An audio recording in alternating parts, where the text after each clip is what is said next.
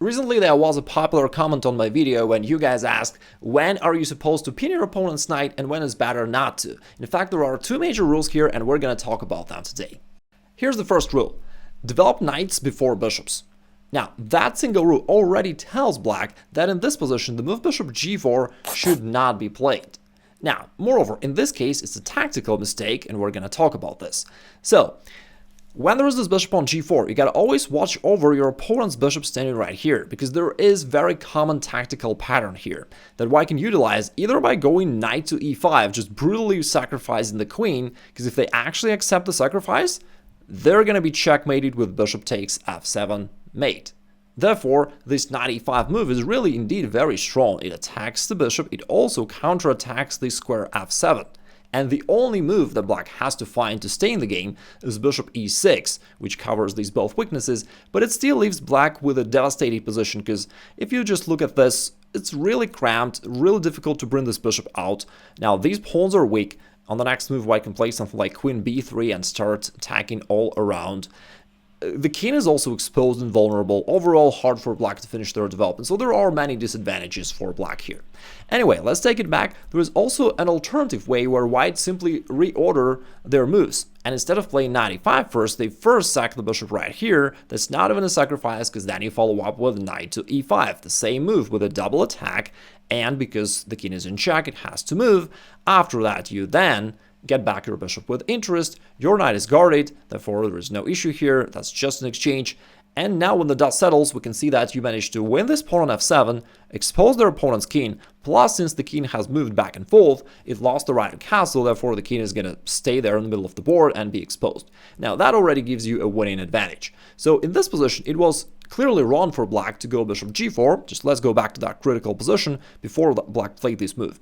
And although there was this tactical pattern that black overlooked, and there were many thousands of games where black played this mistake, I would say that you should not even think about this move really, bishop g4, because of that strategic rule that we were talking about, knights before bishops. It was formulated by the second world champ Lasker, like many years ago, and the idea here being that if you want to develop one of these two minor pieces, your bishop is already pretty active along this diagonal. Now, your knight, on the other hand, is completely passive, therefore it makes sense to bring the knight into the game first. That's the first reason to bring the knights first, and then to think about what to do with your bishops. The second reason is it's usually very simple with the knights, because in most cases you want to just bring them towards the center. So that's what white is going to do, and that's what black is going to do, the same stuff. And in most cases, if these moves are possible at all, you probably wish to play them. Therefore, it's very simple, and after that, again, you can start thinking about whether or not to develop your bishop to, pin your opponent's knight. Let's go over another example, also really instructive. It arises from the Scandinavian defense, and now as we enter the main line, the most played move by black, which is as well incorrect move, is indeed bishop g4, pinning this knight. Now, and I understand the reason behind this move. Black thinks that they need to develop a bishop, they're pinning the knight, everything's good. But they violate also the second strategic rule, which says that if you wish to pin your opponent's kingside knight, it's better to wait for your opponent to castle, and play the bishop move only after your opponent has castled. Now, in this position, clearly black has played this move before, white hasn't castled yet. Now, and why is castling important at all in the context of this pin? Well, it's just because the most natural way to break out of a pin is just to play h3, pushing this bishop away, and then follow up with g4 on the next move. And if white has their king here on the king side, playing that move g4 is just a little bit risky, right? Because that exposes their own king. But if not, if I don't have my king there, then playing g4 is absolutely fine. So in most cases, black is going to bring the bishop back to h5 to maintain the pin. And I understand some of you guys will ask, hey, but how about them simply taking the knight right here? I mean, of course they could, but it is wrong for a couple of reasons. And first off, bishop is a little bit stronger than a knight, generally speaking. Therefore, we can say that black has spent two moves just to force an unfavorable exchange and to help white develop their queen to an active position. Therefore, clearly that's not what black wanted to do, generally speaking. They got two disadvantages. They helped white to develop a queen, and they wasted some time to force this unfavorable trade. Therefore, that's not what black wants. And in fact, black can pretty easily get in trouble right here. By the way, you can see that this pawn on b7 is kind of hanging because there is no bishop on c8. Black already weakened their light squares.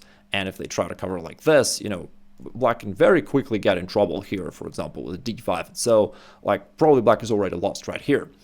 Anyway, that's not the point. So let's come back. After h3, attacking the bishop, most of your opponents will just drop the bishop back because they wanting to pin the knight, right?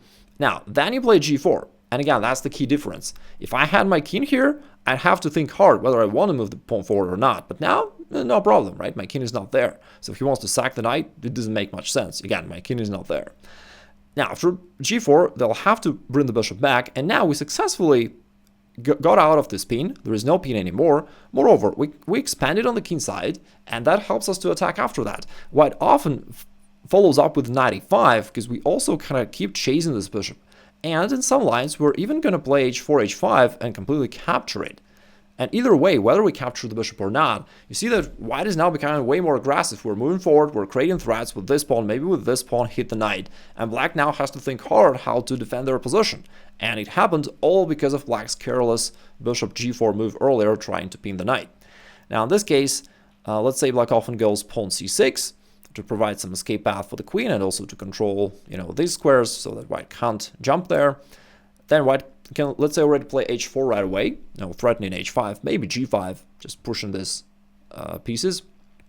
Let's say black develops somehow, knight d7, trying to attack the knight. White went forward, hitting the queen just to win a tempo. And after queen to c7, I see that white already could play h5, and the bishop doesn't really have many squares to go to. Like this e4 square is the only where the bishop could go, and after this, white can trade this. But in this game, white decided, you know what, I'm going to take away this square as well. I'm going to play queen of 3 and then play h5 so that the bishop is fully trapped, and maybe I'll also consider g5.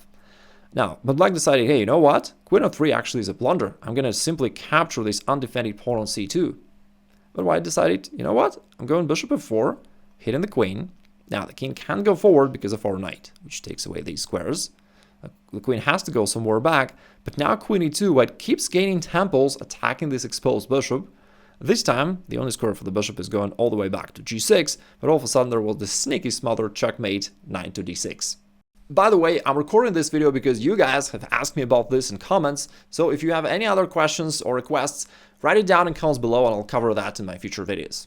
So far we've covered two main rules, two main situations when it's better not to pin your opponent's bishop. The first rule was knights before bishops, and the second, if you want to pin your opponent's kingside knight, then wait for him to castle first. And now we transition to the two main situations when it is a good thing to pin your opponent's knight. Now, let's go over probably the most traditional chess opening on beginner level, where both sides just develop pieces casually. And now there will be inevitably this question, to pin or not to pin? That's the question. And it's actually kind of the same thing for both sides. Now, we do know already that you want to wait for your opponent to castle, and that logically brings us to the first situation when it's a good thing to do that, after your opponent has castled already.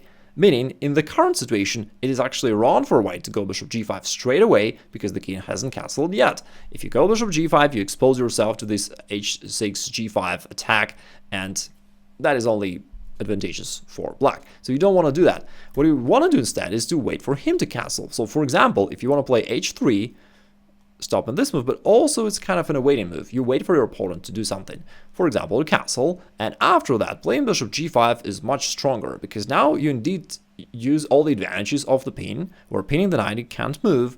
We have tied the queen down to the defense of their knight, because if the queen ever moves anywhere, you're now free to capture, and they have to recapture with a pawn, which makes all these weaknesses and exposes the king. They do not want that. Therefore, after we put a pin right here, that is indeed quite unpleasant for black. And here's the advantage of waiting for your opponent to have his king right there. If he ever tries to break out from the pin with same thing h6 and g5, you now actually can sack the knight right there on g5 instead of just retreating back. You can sack the knight right there, and although Stockfish may tell you that black is fine, objectively speaking, if black is capable of playing perfect defensive moves all the time, maybe it is true, but in real practical chess, white scores really, really well here, just because the king is exposed. Now this pin is absolutely deadly. There's no way for black to break out of this pin, and white can just keep mounting threats.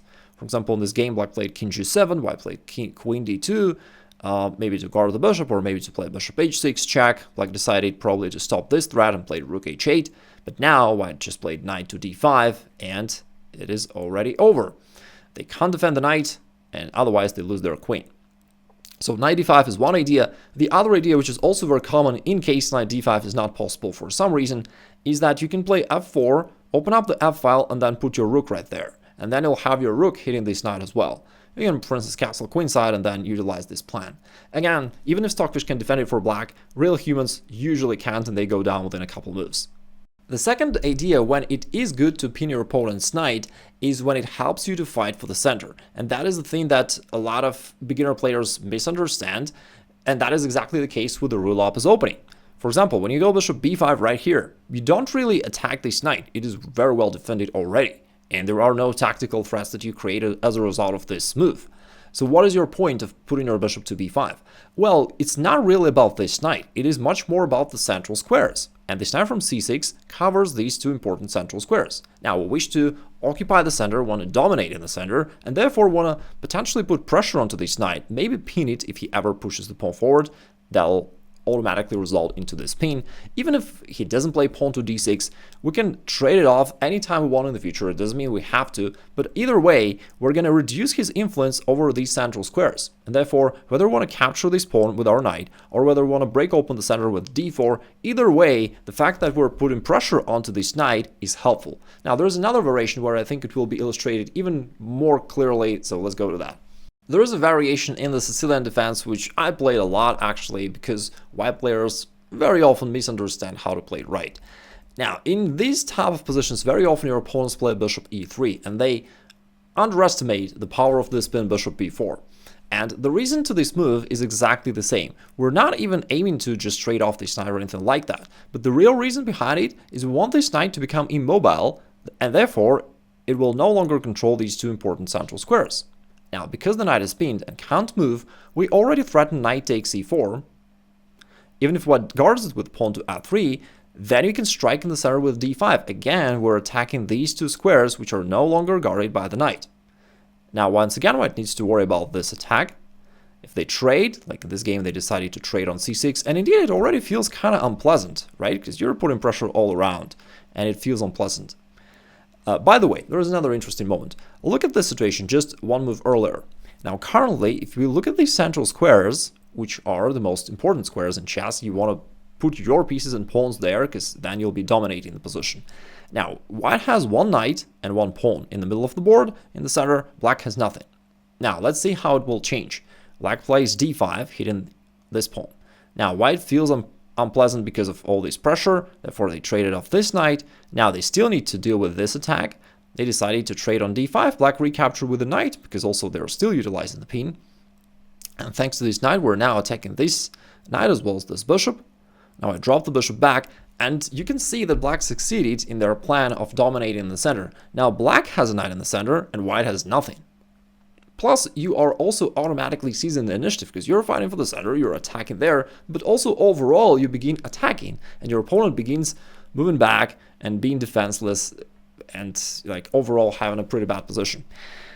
Now, after that, black just castled, white developed, and here black could use another interesting maneuver, also to bring one more piece into the center. Queen h4 check. Of course, white can cover, but now the queen slides right here onto d4, and now we completely occupy the center. And now from here, the queen stops white from possibly castling. Plus, we're also putting pressure down this diagonal. We're attacking the knight. And that's, by the way, the beauty of having your pieces in the center. They control and attack the entire board, and it's hard for your opponent to do anything about that. Now, black is threatening still also this knight on c3 to just capture it, because we attack it 3 times with queen, bishop, and a knight. White defends it twice, therefore they need to do something about that. And it's actually already pretty tough. Now white decided to trade here on d5, but now after recapture, there is rook e8 coming, and it can very quickly result in a winning position. It's already winning position for black. Just to show you one example line, for instance, rook e8 check. If the king moves, that is already the end. So ultimately, black shifted to the attack of your opponent's king, but if we look back a couple moves, the real reason behind, I'll just go back right there. The real reason behind this move bishop b4 was just to establish our dominance in the center. So pressuring this knight allowed us to attack in the center, attack this pawn e4, break open the center with d5, and get dominant position there. That's the second situation when it is good to pin your opponent's knight. And here comes a little quiz for you. Now, we talked about this position earlier today, and we said that bishop g4 is not a good idea because black needs to develop knights before bishops and wait for white to castle before they try to put this pin on. However, in this case, black said, you know what, I'm going to be creative, and I'm not going to move my bishop even. I'm playing queen h5 to put more pressure down this diagonal, but also to pin the pawn so that he can't capture my bishop anyways. Therefore, it is white to play now, and your task is try to find the good thing for white to do here. If you can, please write it down in comments below.